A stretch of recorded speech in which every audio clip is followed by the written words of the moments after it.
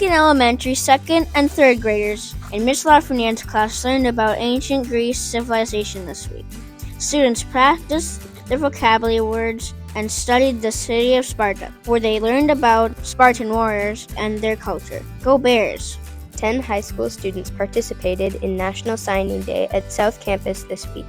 The exciting event centers around student athletes officially committing to an NCAA Division I or Division II school by signing a letter of intent to play for a sport team at their chosen university or college. Congratulations to our students, and go Bears!